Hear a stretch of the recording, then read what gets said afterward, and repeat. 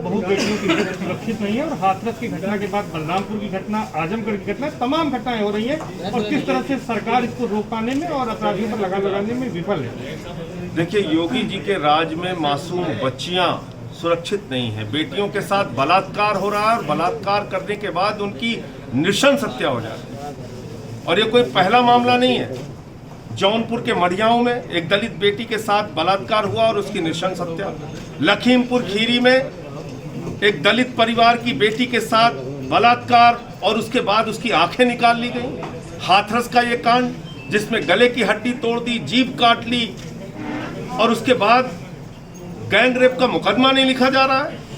8 दिन तक FIR दर्ज नहीं हो रही है। बलरामपुर का कांड गैंग रेप होता है, उसी तरह से इस बेटी की भी हड्डियां तोड़ दी गई, मुंह में इंजेक्शन लगाया गया, जान से मार दिया गया। इतनी हैवानियत, इतनी दरिंदगी। तो मैं तो समझता हूं कि योगी जी का राज जंगल राज नहीं है बल्कि वहशी राज है, दरिंदों का राज बन गया है, जहां पर आए दिन मासूम बच्चियां दरिंदों का शिकार हो रही हैं। छोटी छोटी बच्चियों के साथ बलात्कार की घटनाएं हो रही हैं। और इसलिए ऐसी सत्ता को जो चिन्मयानंद के पक्ष में खड़ी होती है, जो कुलदीप सेंगर के पक्ष में खड़ी होती है, जो बलात्कारियों को बचाने के लिए काम करती है, बलात्कारियों के खिलाफ काम नहीं करती, ऐसी योगी सरकार को 1 मिनट भी सत्ता में रहने का अधिकार नहीं है। योगी जी को अपने पद से इस्तीफा दे देना चाहिए।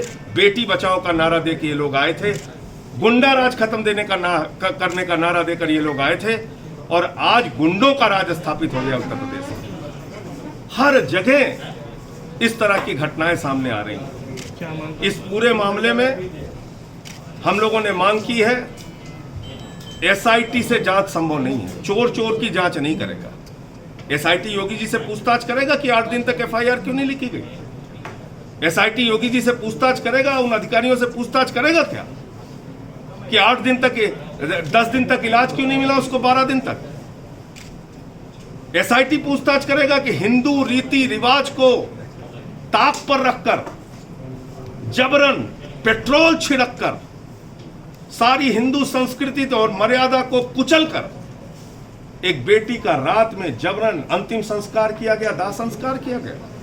और कल बलरामपुर में भी उसी तरीके से दाह संस्कार किया गया, जबरन, रातों रात। जबकि हिंदू मान्यता कहती है रात में अंतिम संस्कार नहीं होता। हिंदू संस्कृति कहती है अविवाहिता का दाह संस्कार नहीं होता। मां बिलख बिलख के कहती रही हाथरस में, एक बार बेटी का चेहरा तो देख लेने दो। नहीं दिखाया गया चेहरा।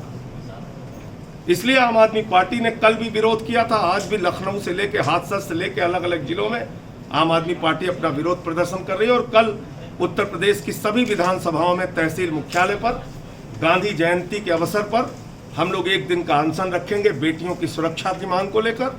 और इस सरकार, इस जुल्मी सरकार की, इस वहशी राज के बर्खास्तगी की मांग को लेकर हम लोग कल 1 दिन का अनशन करेंगे। जांच विशेष इस पूरे मामले में CBI जांच के बगैर न्याय मिलना संभव नहीं है।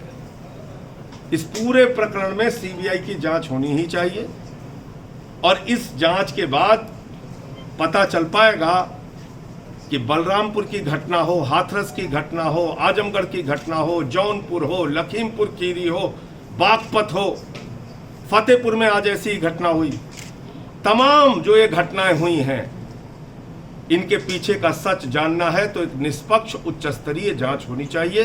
CBI से कम में वो जांच संभव नहीं है, क्योंकि SIT, उत्तर प्रदेश पुलिस की SIT उत्तर प्रदेश के पुलिस वालों के खिलाफ, उत्तर प्रदेश के नेताओं के खिलाफ और योगी जी के खिलाफ कार्रवाई करे, ये संभव नहीं। क्या किसी जाति विशेष का होने की वजह से? मैंने तो साफ तौर पे कहा कि योगी जी को अब अपने पद पर रहने का नैतिक अधिकार नहीं है। गुंडा राज खत्म करने के नाम पर वो आए थे, अपराधीकरण खत्म करने के नाम पर वो आए थे। हत्या, लूट, डकैती, बलात्कार, नृशंस हत्या, मासूम बच्चियों की हत्या की इतनी बाढ़ आ गई है उत्तर प्रदेश में, ऐसा मालूम पड़ रहा है कि ये जंगल राज नहीं वहशी राज बन गया। अब योगी जी अपने पद से इस्तीफा दे दो, अब आप अपना मर्च चलाइए जाके, आपसे उत्तर प्रदेश सरकार संभल नहीं रही है। सरकार चल नहीं रही। आपके ऊपर भी तो तमाम मुकदमे दर्ज कराए गए हैं। कितने मुकदमे दर्ज कराए गए हैं? 14 मुकदमे हो गए 3 महीने में। किसी माफिया के खिलाफ 14 मुकदमे नहीं हुए। उन बलात्कारियों को देशद्रोही नहीं कहा, मेरे ऊपर देशद्रोह का मुकदमा लगा दिया, क्योंकि मैंने एक सर्वे कराया, इनकी असलियत पूछ ली क्या कर रहे हैं ये। 63% लोगों ने उसमें मत दिया कि हाँ ये जातिवादी सरकार चला रहे हैं। तो इसलिए आप एक प्रदेश के मुख्यमंत्री हैं, 24 करोड़ लोगों के मुखिया हैं, आप जातिवाद फैला रहे हैं पूरे उत्तर प्रदेश में। ये तो बहुत ही दुर्भाग्यपूर्ण है। अच्छा, मायावती जी ने कहा है कि आरएसएस ने जबरदस्ती इनको मुख्यमंत्री बना दिया, चलाने लायक नहीं है उत्तर प्रदेश। देखिए, मायावती जी आज पता नहीं कैसे बोल पाई हैं, मैं नहीं समझ पा रहा हूं, लेकिन वो भारतीय जनता पार्टी के मुखपत्र के रूप में तब्दील हो गई हैं। उनकी किसी बात को गंभीरता से न लिया जाए। वो कह रही हैं कि मैं रात में सोती रही और जब सुबह उठी तो मुझे बलरामपुर घटना का पता चला। पूरे कल शाम से ही हाहाकार मच गया।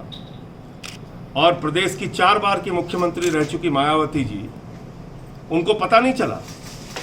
मजबूरी में प्रेस कॉन्फ्रेंस करने आती हैं और भाषा ऐसी इस्तेमाल करती हैं जैसे मालूम पड़ता है कि भारतीय जनता पार्टी की सलाहकार की नियुक्ति हो गई है उनकी। तो ये बहुत ही अजीब स्थिति देखने को मिल रही है कि उत्तर प्रदेश में विपक्ष नाम की कोई चीज़ बची नहीं है।